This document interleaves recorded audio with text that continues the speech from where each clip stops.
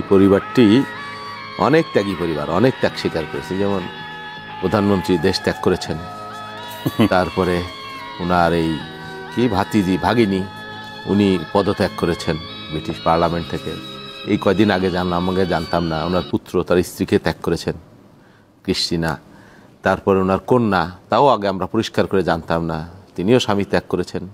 তো ত্যাগের মধ্য দিয়েই তো আছেন, ভালো কথা।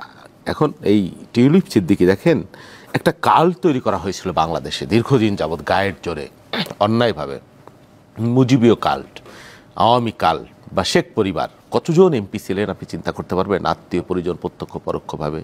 হ্যাঁ, একটা পরিবারের হাতে গোটা দেশ জিম্বি।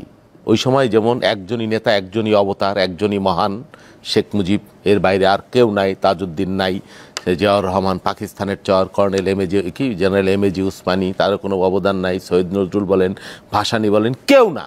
ইভেন মুজিবনগরের একদিনের জন্যও সরকার যেখানে হয়েছিল শেখ সাহেব যান নাই, একদিনের জন্য যান নাই, স্বীকৃতিই দেন নাই। তার মানে আবার যদি তাজউদ্দিন আহমেদ একটু বড় হয়ে যায়, আর জিয়াউর রহমানকে তো দেনই না, 400 টাকার মেজর, পাকিস্তানের চর, এইসব বলা হয়েছে। এই পরিবর্তন এই হাসিনার আমলে আপনি তো জানেন, তার কথার বাইরে গাছের পাতাও নড়তো না এই বাংলাদেশে।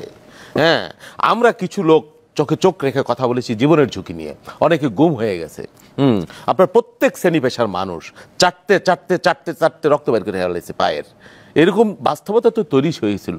হাসিনা, একজনের বিচার চাইলে হাসিনের কাছে চাইতে হবে, কারণ জমি দখল হয়ে গেলে হাসিনের কাছে মুক্তি চাইতে হবে, কেউ গুম হয়ে গেলেও তার কাছে ফেরত চাইতে হবে। বাংলাদেশে আর কেউ নাই, কোনো প্রতিষ্ঠান নাই, এবং তিনি মহান, তার কোনো বিকল্প নাই বাংলাদেশে। এই একটা পরিবেশ তৈরি করা হয়েছিল যে উনি চক্ষু মুদিলেই বাংলাদেশ বঙ্গোপসাগরে ভাসিয়া যাইবে, এরকম একটা বাস্তবতা তৈরি করা হয়েছিল। তো এখন আমরা কি দেখছি আপনি দেখেন, কোথার থেকে কি বের হয়েছে, এই যে টিউলিপ সিদ্দিকী দুর্নীতি।